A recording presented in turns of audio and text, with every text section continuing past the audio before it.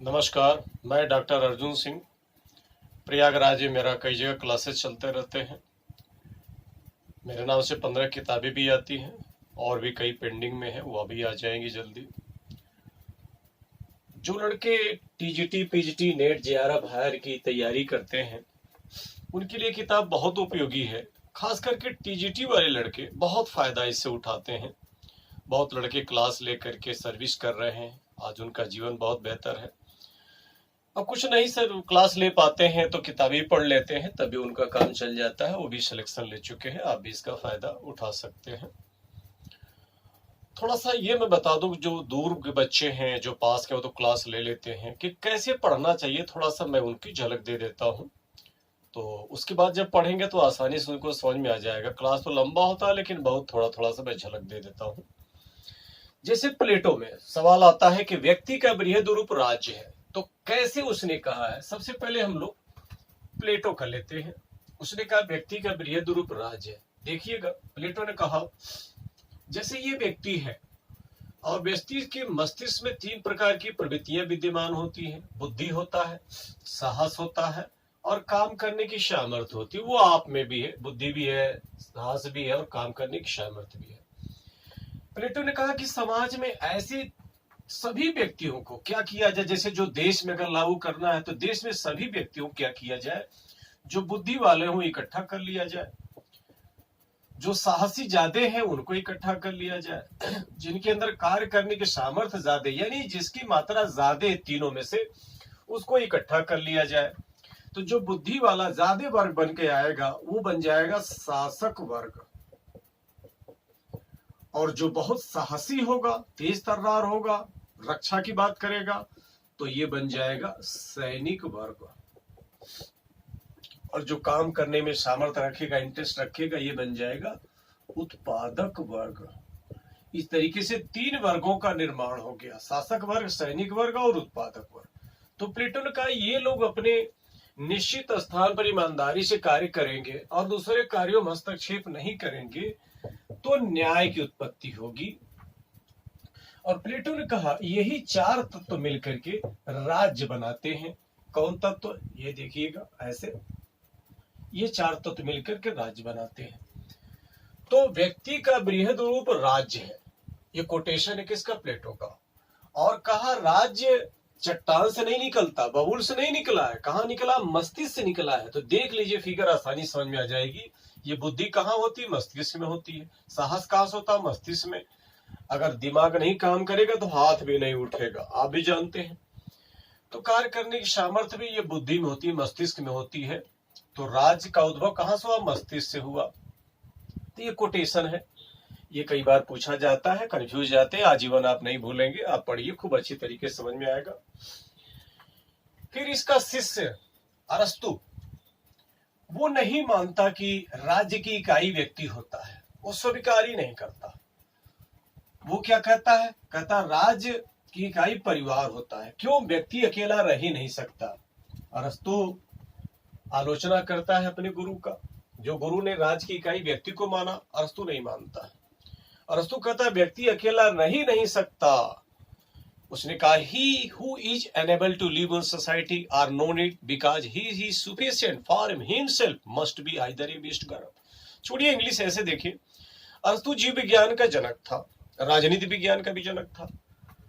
तो अरस्तु चैलेंज करता है, ये मैं अरस्तु की बातों को समझा दे रहा हूं। अरस्तु क्या चैलेंज करता है कि मनुष्य सामाजिक प्राणी होता है, वो अकेला रह ही नहीं सकता। अगर अकेला रहता है तो या तो जानवर होगा या तो देवता होगा, अगर मनुष्य है तो अकेला नहीं रह सकता। एक उदाहरण से देखिए, मान लीजिए बहुत वीरान है, ये कोई फीमेल है, लड़की है, और ये कोई लड़का है, बहुत दूर दूर तक कोई समाज नहीं है। अब कैसे सिद्ध करेगा सामाजिक प्राणी है। तो कहता है कि जो मेल है, प्रायः तो मेल ही राजनीति करेगा, ये राजनीति करेगा और उसके पास आएगा। देखिए वहीं से कई सवाल निकल गया। मनुष्य राजनीतिक प्राणी होता है, मनुष्य सामाजिक प्राणी होता है, ये समाज में आएगा ही आएगा। चैलेंज करता है अरस्तु, जब आएगा तो राजनीति करेगा, तो मनुष्य राजनीतिक प्राणी, यही से निकल गया। अब जब आएगा तो आप भी जानते हैं, तो यहाँ पर एक परिवार बन जाएगा। ये परिवार तो अरस्तु कहता है कि परिवार जो बना ये अपने आप में पूर्ण नहीं है। कई लोग ये कहते हैं कि अगर तुम मिल जाओ जमाना छोड़ देंगे हम। अरस्तु क्या कहेगा, चैलेंज करेगा, तुमको आना ही पड़ेगा समाज में। तो इस तरीके से अरस्तु कहता है परिवार बन गया, और कहता है परिवार पूर्ण नहीं है। परिवार क्या है, अपूर्ण है। अब कई परिवार मिल करके ग्राम का निर्माण करेंगे, कई परिवार मिलेंगे तो ग्राम बनेगा, और ग्राम को भी कहता पूर्ण नहीं है, ये भी अपूर्ण है। तो कई ग्राम मिल करके कहता है देश बनाएंगे, ये राज्य बनाएंगे, तो ये कहता है अपने आप में क्या हो गया, ये पूर्ण है। तो यहां पर देखेंगे परिवार का बृहद रूप क्या है, राज्य है। किसने बताया, अरस्तु ने। इसके गुरु ने बताया था व्यक्ति का बृहद रूप राज्य है, इस प्रकार से बताया। तो राज्य की इकाई अरस्तु के अनुसार परिवार हो गई, प्लेटो के अनुसार व्यक्ति हो गया, यहां पर बताया है। अब थोड़ा सा देखेंगे, और भी सारे सवाल आते रहते हैं, बहुत सारे सवाल आते हैं। जैसे मैकियावेली को आधुनिक युग का जनक बोला जाता है, कैसे बोला जाता है उसको देखिए, पढ़िएगा, बड़ा आनंद आएगा। अब सब जगह मैं तो नहीं पहुंच सकता, अब इसी के माध्यम से मैं हिंट दे रहा हूं। मैकियावेली को आधुनिक युग का जनक बोला जाता है। कैसे बोला जाता है, मध्यकाल में अगर हम बात करते हैं तो धर्म हावी था, किसके ऊपर, राजनीति के ऊपर, राज्य के ऊपर हावी था धर्म। मध्यकाल पढ़िए तो मिल जाएगा हिस्ट्री में। तो यहां पर राजनीति क्या हो गई, गुलाम हो गई। मैकियावेली कहता है कि धर्म और राजनीति दोनों अलग अलग विषय हैं। धर्म अलग है और राजनीति अलग है। और यहां पर देखेंगे धर्म, राजनीति को धर्म से क्या करता, अलग करता। कौन अलग करता है, मैकियावेली। तो जो अलग कर दिया, इसीलिए मैकियावेली को आधुनिक युग का जनक बोला जाता है। और इसमें राजनीति क्या, गुलाम है किसकी, धर्म की। तो इस तरीके से बताया है। अगर हम लोग और देखें तो बड़े अच्छे अच्छे पॉइंट्स आते हैं। उसी में क्या पॉइंट्स आते हैं यहीं पर देख लेते हैं। नाम आता है बोंदा। बोंदा, बोंदा कैसे बताता है, बोंदा कहा कि एक देश में तुमने दो संप्रभुता बना दिया। किसको कहता है, मैकियावेली को। अब एक देश में दो संप्रभुता नहीं हो सकती, संप्रभुता एक होती, अविभाज्य होती है। तो यहां पर बोंदा क्या कहता है, यहीं से फिगर समझ लीजिए। कहता है कि राजनीति को ऊपर होना चाहिए, कि संप्रभुता विशेषता धर्म की नहीं होती, राज्य की होती है। राज्य का विषय राजनीति होता है, और इस पर राजा बैठा रहेगा, राजनीति करेगा। और धर्म को दबाना है, क्योंकि संप्रभुता एक के पास, धर्म के पास नहीं, राज्य के पास होता। राज्य का विषय राजनीति होता है। अब यहां पर बोंदा बताता है।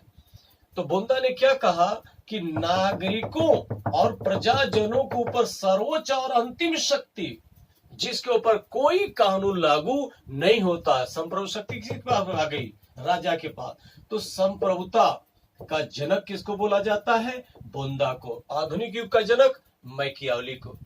संप्रभुता जनक बोंदा हो गया। यहां लाइन तो बोला, नागरिकों प्रजाजनों के ऊपर, नागरिकों प्रजाजनों को सर्वोच्च और अंतिम शक्ति, जिसके ऊपर कोई कानून लागू नहीं होता है। फिर वो डर गया। कैसे डर गया, मैं बताऊं। ये 15वीं शताब्दी की घटना है जो मैकियावेली ने दिया। लेकिन 15वीं शताब्दी धर्म तो हावी था, बहुत हावी था। और ये 16वीं शताब्दी में जो देता है बोंदा, तो उस समय डर थोड़ा कम था। लेकिन जो ही ये बात बोलता तब भी डर गया बोंदा। डर के फिर क्या कहता है, अब राजा के ऊपर 4 प्रकार का प्रतिबंध होना चाहिए। जब डरा तब क्या प्रतिबंध, कहा दैवीय विधि होना चाहिए, दैवीय विधि का प्रतिबंध होना चाहिए। फिर क्या कहा उसने, जो राष्ट्रीय कानून है उसका प्रतिबंध होना चाहिए। और क्या कहा, जो अंतरराष्ट्रीय कानून है, जो अंतरराष्ट्रीय समझौते हैं, उसका प्रतिबंध होना चाहिए। चौथा क्या कहा, संपत्ति के उत्तराधिकार संबंधी जो कानून है उसका भी प्रतिबंध होना चाहिए। अब लाइन क्लैश कर जाती है। एक तरफ कहता है नागरिकों प्रजाजनों के ऊपर सर्वोच्च और अंतिम शक्ति, जिसके ऊपर कोई कानून लागू नहीं होता। दूसरे प्रकार कहता है कि 4 प्रकार कानून लागू होता है। अब उसके बाद हाब्स क्या कहता है कि तुमने लाइन तो सही बोला। किसको कहता है, बोंदा को, कि नागरिकों प्रजाजनों के ऊपर सर्वोच्च और अंतिम शक्ति, जिसके ऊपर कोई कानून लागू नहीं होता, राजा राजनीति करेगा और ये राजा के ऊपर कोई नियंत्रण नहीं होगा। जो 4 प्रकार का रेस्ट्रिक्शन लगाया हुआ बोंदा, उसको क्या करता है, हब्स काट देता है। इस प्रकार से देखेंगे बोंदा का राजा और हब्स का राजा, सबसे ज्यादा तानाशाह कौन हो जाता है, हब्स का राजा। अब वहीं पर हब्स कहता है संप्रभुता विशेषता राज्य की होती है। तो सबसे पहले हम लोग देखेंगे राज्य कैसे आया पूरे दुनिया में, पूरे विश्व में। तो राज की उत्पत्ति कैसे हुई, इस पर चर्चा करते हैं। राज की उत्पत्ति के बहुत सारे सिद्धांत हैं, लेकिन यहाँ हब्स लाक रूसो को हम लोग देखेंगे कैसे बताते हैं। हब्स ने कहा प्राकृतिक अवस्था बहुत बेकार थी, लोग लड़ाई झगड़ा किया करते थे, मार काट किया करते थे, पशु जैसे लोग थे। प्राकृतिक अवस्था में अब बहुत दिक्कत होती थी, मृत्यु का भय निरंतर बना रहता था। उस मृत्यु के भय से छुटकारा पाने के लिए लोगों ने क्या किया, सामाजिक समझौता किया, जिससे राज उत्पन्न होता है, देश उत्पन्न होता है। कैसे, अगर हम लोग हब्स की बात करते हैं तो जो प्राकृतिक अवस्था है उसको क्या बताता, बैड बताता है, बहुत बेकार बताता है, और कहता है लोग उससे ऊब गए तो क्या किए, सामाजिक समझौता किए, जिससे देश उत्पन्न हुआ, जिससे राज उत्पन्न हुआ। इसके बाद आता है लाक। लाक ने क्या कहा, प्राकृतिक अवस्था क्या थी, बैड नहीं थी, बल्कि क्या थी, गुड थी, वेरी गुड थी, बहुत अच्छी थी। जो बैड कहा था हब्स ने, लाक कहता कि बहुत अच्छी थी। और लेकिन दिक्कत क्या थी, उसमें कानून की व्याख्या करने वाली कोई संस्था नहीं थी, जिससे कुछ दिक्कत आ गई। उस कुछ दिक्कत से छुटकारा पाने के लिए लोगों ने क्या किया, सामाजिक समझौता किया, जिससे राज उत्पन्न होता है। इस प्रकार लाक बताया। रूसो क्या कहता है कि प्राकृतिक अवस्था बहुत अच्छी थी, कैसे, जैसा कि ये लाक बता रहा है। लेकिन दिक्कत क्या हुआ, जनसंख्या बढ़ी, फिर समस्या ये हो गया, कुछ लोगों ने बेड़ा बना घेरना शुरू कर दिया, ये जंगल मेरा है, जमीन मेरी है। उसी के देखी देखा और लोग भी घेरने लगे। तो नतीजा क्या हुआ, यहाँ तो अवस्था गुड थी, और फिर उसके बाद जो निजी संपत्ति का विचार आने लगा, जो घेरना शुरू कर दिए, वहीं से क्या हो गई, शांति काफूर हो गई, गायब हो गई, और ये बैड की अवस्था आ जाती है। फिर लोगों ने उससे छुटकारा पाने के लिए सामाजिक समझौता किया और राज्य का उद्भव करते हैं, देश का उद्भव करते हैं। तो राज्य का उद्भव ईश्वर द्वारा कृत नहीं है, सामाजिक समझौते का परिणाम है। हब्स, लाक, रूसो तीनों बताते हैं। रूसो पहली अवस्था गुड बताता है, फिर बैड बताता है। यानी जब गुड बताता है तो लाक से मिलता है, और जब बैड कहता है तो हब्स से मिलता है। लेकिन अब आपसे पूछा जाए प्राकृतिक अवस्था रूसो के अनुसार कैसी थी, अच्छी थी कि बुरी थी, तो आप अच्छी ही बताएंगे, क्योंकि थोड़े समय के लिए व्यवस्था है, फिर वहां से छुटकारा पा लेते हैं। प्राकृतिक अवस्था छुटकारा तो पा लिए, राज का निर्माण कर दिए, लेकिन रूसो कहता है क्या, प्राकृतिक अवस्था बहुत अच्छी थी, लोग अज्ञानी थे, लोग भोले थे, सीधे साधे थे, इसलिए क्या थे, खुश थे। प्रकृति को लौटो की बात करता है, कहता वही अज्ञानता, वही भोलापन, वही गरीबी दे दो, वही हमको खुश रख सकते हैं। बार बार प्रकृति को लौटो की बात करता है। उसके बाद बेंथम आता है। बेंथम कहता है कि बार बार प्रकृति को लौटने की बातें क्यों करते हो, क्योंकि प्रकृति को तो नहीं लौट सकते। क्या ऐसा नहीं हो सकता है कि जो मजा तुमको प्रकृति में आ रहा था वही बता दो, और उसके बाद वो कानून बना दिया जाए, और कानून बना के इम्प्लीमेंट कर दिया जाए, उसको लागू कर दिया जाए। काहे टेंशन लेते हो, बार बार कहते हो प्रकृति को लौटो, प्रकृति को लौटो। जो इसमें जिसको जो मजा आ रही है बता दे, वो कानून बना दिया जाएगा, वो लागू कर दिया जाएगा। बेंथम का जो चलवा था, जिसका नाम था क्या, जीएस मिल, उस समय तो नहीं बोला जब तक गुरु के पास था। गुरु के पास बोलने की जल्दी हिम्मत भी नहीं होती। जब गुरु से छुटकारा पाया तो उसने क्या कहा कि किसको क्या मजा आती है, कोई बताएगा, वो कतई नहीं बताएगा। अगर आप चाहते हैं क्या कि लोगों को आनंद आए, इसने कहा था क्या, कानून बना दिया जिसको जिससे मजा आए, अधिकतम व्यक्तियों का अधिकतम सुख, अधिकतम व्यक्तियों का अधिकतम मजा। इसने कहा कि कोई बताएगा ही नहीं कि इसको कहाँ मजा आती है। सबसे बढ़िया क्या है, लोगों को छोड़ दिया जाए। इसीलिए देखिए पुस्तक का नाम भी लिखा क्या, ऑन लिबर्टी। जब छोड़ दिया जाएगा तो व्यक्ति अपने शरीर मस्तिष्क के ऊपर क्या है, संप्रभु मालिक, ये सब कोटेशन है। तो किसने कहा संप्रभु और मालिक है? ये मिल कहता है व्यक्ति को पूरी तरीके से छोड़ दिया जाए, अपने कमरे में जुआ खेले, चाहे शराब पिए, चाहे कुछ करे, किसी प्रकार का कोई नियंत्रण नहीं होना चाहिए। अब वो कानून बनाने के लिए कोई बताएगा थोड़ी। इस प्रकार से J.S. मिल कहा। T.H. ग्रीन क्या कहता है? जैसा कि मिल कह रहा है कि व्यक्ति को छोड़ दिया जाए, चाहे शराब पिए, चाहे जुआ खेले, तो ग्रीन कहता है कि व्यक्ति स्वतंत्र नहीं, वो परतंत्र हो जाएगा, वो गुलाम हो जाएगा, वो संकट प्रवृत्तियों का दास हो जाएगा, वो एडिक्ट हो जाएगा, वो शराबी हो जाएगा, वो जुआरी हो जाएगा, और उसको तो बर्बाद करेगा ही, उसके परिवार को बर्बाद करेगा और पूरे समाज की दिशा को बदल देगा। स्वतंत्रता ये नहीं है, स्वतंत्रता ये है सद जीवन के मार्ग में आने वाली बाधाओं को बाधित करे, यानी अच्छे जीवन में जो बाधा आ रही है उसको बाधित करे। तो यहाँ पर बाधाओं को बाधित करना किसने कहा? ग्रीन ने कहा जो मनुष्य रहते हैं इनके अच्छे जीवन के लिए जो बाहरी बाधा आ रही है उसको कंट्रोल करें, ताकि इनके लिए एक अच्छा एटमॉस्फेयर क्रिएट हो सके। ये किसके माध्यम से किया जाएगा? राज्य के माध्यम से किया जाएगा। राज्य ही वो एटमॉस्फेयर क्रिएट करेगी, जो बाधा आएगी उसको बाधा पहुंचाएगा, ग्रीन ने कहा। तो यहाँ पर रोल किसको देता है? राज्य को। तो राज्य क्या करेगा? अहित करेगा कि हित करेगा? राज्य हित करेगा। कौन कहता है? ग्रीन कहता है। जब हित करेगा तो ये कार्य करेगा क्या? कल्याणकारी। तो राज्य का कार्य क्या है? वेलफेयर, कल्याण करना है। इस प्रकार की बताया। किसका कल्याण? व्यक्ति का कल्याण। किसका कल्याण? समाज का कल्याण। अब जो ही ये बात बोलता है कि राज्य कल्याण करेगा, मार्क्स कहता है कि राज्य कभी कल्याण कर ही नहीं सकता, क्योंकि राज्य क्या है? सबसे पहले राज्य कहां से उद्भव हुआ? मार्क्स कहता हम समझ जाएं तो पता चल जाएगा कि वास्तव में राज्य का उद्देश्य क्या होता है। अब ये देखिएगा मार्क्स क्या बताता है। जो कल्याणकारी का साधन माना जा रहा है पूरे विश्व में देश को, राज्य को, मार्क्स कहता है कि राज्य देश कभी कल्याण कर ही नहीं सकता। कहता उसके उद्भव को अगर देख ले, उत्पत्ति के कारण को देख ले, कहां से उत्पत्ति हुआ, तो अपने आप ही समझ में आ जाएगा कि राज्य का उद्देश्य क्या है, उसमें क्या निहित है मंतव्य। कहता है मार्क्स, प्राकृतिक अवस्था में सब कुछ ठीक ठाक था, किसी प्रकार की कोई दिक्कत नहीं थी।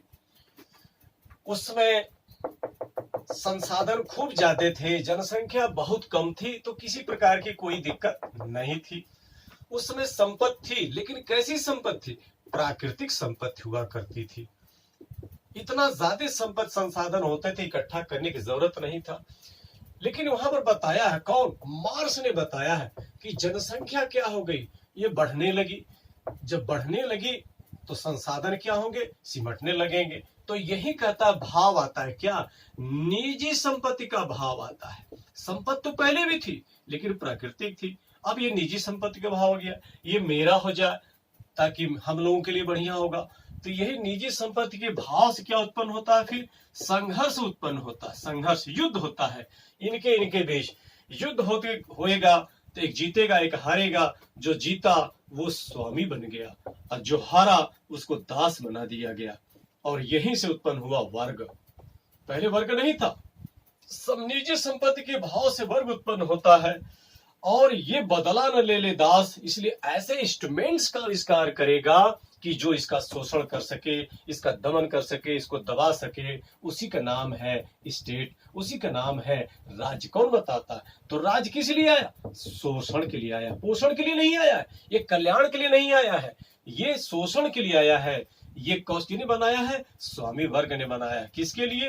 दास वर्ग को शोषण करने के लिए। कई बार देखिए मिलाने के लिए दिया जाता है कि निजी संपत्ति पहले हुआ, कि राज्य हुआ, कि वर्ग हुआ, कि संघर्ष हुआ। अगर आप देखें तो निजी संपत्ति पहले है, फिर संघर्ष, यानी 1 2 3 4 5। देखिए ऐसे आ गया, निजी संपत्ति, संघर्ष, वर्ग, राज्य और उसके बाद शोषण।